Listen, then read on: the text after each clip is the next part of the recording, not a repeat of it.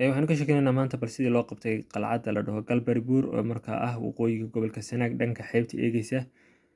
Dabcan bay dhaheen ciidamadii badda ee Ingiriisku oo kasoo degay labadii markib la kala dhihi jiray Odin iyo Silio ama Kilio oo qabtay qalcaddii ugu dambeysay gobolka Sanaag ee markaa waqooyiga.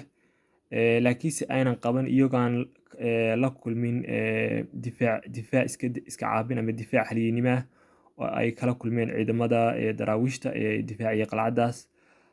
kuwaasoo ciidamada daraawiishtu ay la tacaalayeen explosiveska shelliska magaranaysa maraaficda, sidoo kale machine gunka qoryaha danadooriga oo dhaca, sidoo kale minis bamiska amba magaranaysa miinooyinka gacanta. tan iyo intii ninkooda ugu dambeeyay ay nafta kaga baxday qalcadda lama qaban, calaasha ninkii ugu dambeeyay daraawiishtu ilaa ay ku dhinteen qalcadda lama qaban. tan waxa ay magaranaysa la socday amba ay ka dambeysay kadib markii qalcadda iyo sheegay guryihii yaraaye hatiskii ku hareereysnaaba ay duqeysay ciidamada cirku iyo dayuuradahoodii, kadibna oo ay ciidamada baddu ay markaa amba lugtu ay soo galeen. Campaignkan amba ololahan dagaalka waxaa mid xusid mudan oo kusoo dhammaaday guul, kaasoo lagu soo gabagabeeyey muddo ah 3 isbuuc. waa markii ugu horreysay ay dayuuraduhu loo isticmaalo dayuuradaha dagaalku ii sheegay qaaradda dadka diirka madow ee Afrika, oo markaa dayuuraduhuna ay ahaayeen the main instrument of the attack. dagaal foolaadka amba magaranaysa dagaalka waxa hogaaminaya ay ahaayeen dayuuradaha rather than conventional army oo marka loo eego ciidankii traditionalka ah ee lugta. sidoo kale waxaa halkan ku xusan markaa waxay dhaheen maaha mid laga murmi karo amba maaha mid waa marag madoonto bay dhaheen, it's indisputable in dabcan duqeynta aerial bombardment ee duqeynta ciidamada cirka oo ahayd mid hoog iyo halaageeda wadata, taasoo ciidamada daraawiishtu ayna u haysan waxay iskaga caabiyaan, in ay ku ridaysay demoralizing effect on the savage Africans. yacniyan hoog iyo halaaga ciidamada cirku ay wataan duqeymaha cirku ay wataan waa kuwa dadka cawaanta ee Afrikaanka daraawiishtaba ku daro aysan magaranaysa ay ku ridayso demoralizing ay ka dhigayso rag hami jabay, calaashan maadaama ay dayuuradaha cirka waxay iskaga caabiyaan aysan haysan, taasuna ay ka dhigayso taasuna ay tahay mid marag madoonta inay magaranaysa ay hami jabinayso ciidan walba Afrikaan amba Afrikaankan cawaanta daraawiishtana ku daro. waa sida ay iyagu sheegeen, taasoo sidee laftirkeeda adigana ku tusaysa ummadda Soomaaliyeed tusaysa magaranaysa xataa haddii ay Ingiriiska Soomaali raacsanaayeen mar walba dadka cadaanka iyo ajnabiguba Soomaali iyo ciddii raacsan iyo ciddii diidanba inayna kala jeclayn ee labadaba ay u yaqaaniin Afrikaan cawaana amba raacsanow amba diidsanow, laakiinse xaqiiqadu waa taas. okay, haddaynu ka gudubno dhinaca kale, haddaynu u yaro gudubno pageka 279, waxay sii faahfaahiyeen ay dhaheen hubaashii daraawiishtu kamaysan weecin daraawiishtii Jiidile iyo Galbaribuur in ay wajahaan ciidamada lugta kadib markii ciidamada cirku ay geysteen duqeymaha iyagoo ku wajahaya traditional valor,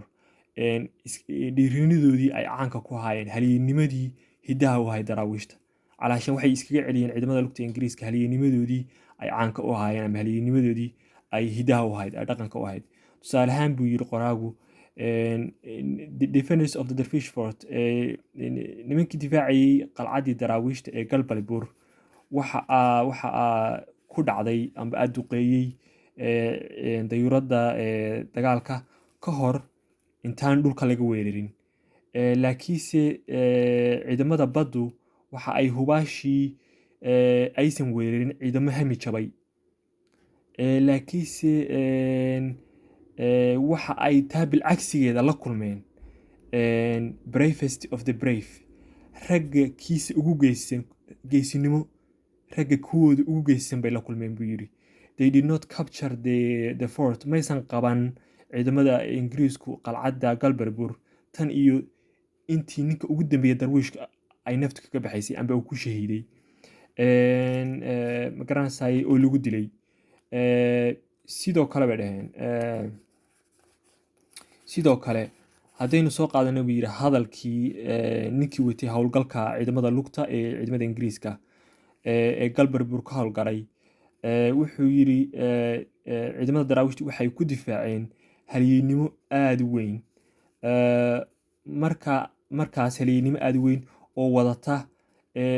utmost contempt for death oo ah kuwo aan geerida ka cabsanayn, kuwo naftood hurayaal calaashan oo aan geerida diidanayn, kuwaasoo ah koox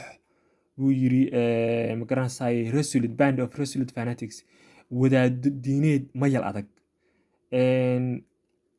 kuwaasoo markaa ruugga u aastay tan iyo ninkoodii ugu dambeeyey intuu qalcadda ku dhimanayay calaashaan waxa ay qirayaan amba ay magaranaysaay walow ay hadalkiisa xaggan fanatics ay yasi tahay, waxa ay qirayaan magaranaysaay in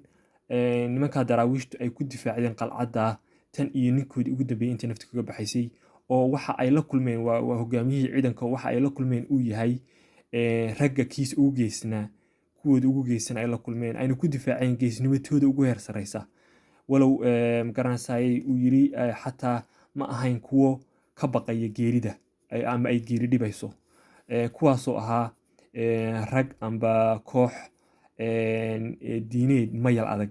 oo ku dhintay meeshaas ilaa ninkooda ugu dambeeyey uu meesha ku dhintay amba ku shahiiday. dabcan sidaasi leeg qalcadda Jidili aad baa loo difaacay, sidoo kale Badhan iyadana sidaasi leeg waa la difaacay. dabcan qisadan waxay ku jirtaa buugga uu qoray Douglas Jardine oo loo yaqaano The Mad Mullah of Somaliland, buugga uu ciwaankiisu yahay, sidoo kale ahaana xogayihii u fadhiyey dowladda Ingiriiska maxmiyadii gumeystaha ee Somaliland ee marka Ingiriisku gumeysanayay. dabcan qalcadda marka raggaas ku shahiideen waa qalcadda waa markan oo marka ay dayuuradii duqeysay, halka madowga adankasan waxa weeye waabihii yaraa ee qalcadda ku hareysnaa ay dayuuradda duqeysay, halkan waxa weeye sidoo kale madaafiicdii dayuuradda soo ridaysay oo culayskeedu ahaa 112 pound oo marka loo bedelo kilogaramka noqonaysa 50 kilo oo u dhigmata wiil 15 jir culayskiisa amba 14 jir amba 16 jir wuxuu doona ahaade. marka qalcaddii dabcan waa tan iyadoo marka dhisan waa intaan la burburin. sidoo kale qalcaddan waxa weeye qalcad u dhaxaysa deegaan ahaan inta loo yaqaano magaranaysaay magaalada Maydh iyo Ceerigaabo oo markaa kaga beegan magaalada Ceerigaabo waqooyiga dhanka xeebta kaga aadan. marka tan waxay ku tusinaysaa sida halyeennimada leh marka ay sheegay daraawiishta ay u difaacdeen qalcadda, ay ugu shahiideen ilaa ninkooda ugu dambeeyey nafta ka baxaysay, iyagoo loo adeegsaday markii dayuuraddu ay ka baxday hub aada u culculus. marka qalcaddu waa ta halkan ku taalla, sidoo kale u dhaxaysa Ceerigaabo iyo magaalada Maydh waqooyiga caasimadda gobolka Sanaag. tanuna waxa ay raacsiisanayd sida iyaduna sidaas lamid ah loo difaacay deegaanka Midhashi iyo Jidili qalcaddii ku yaalay. waxaa iyana xusid mudan qalcadda Badhan oo marka iyadana si halyeennimo leh loo difaacay, iyagoo loogu geli waayey muddo dhowr maalmood ah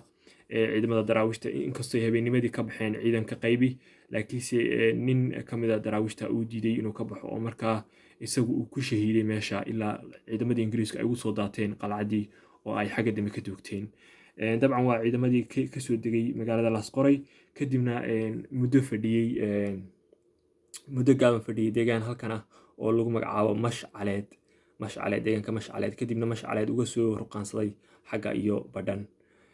taasuna waxay ahayd qisooyinka gaagaaban aan kusoo warino daraawiishtii iyo sida dhulka loo difaacay.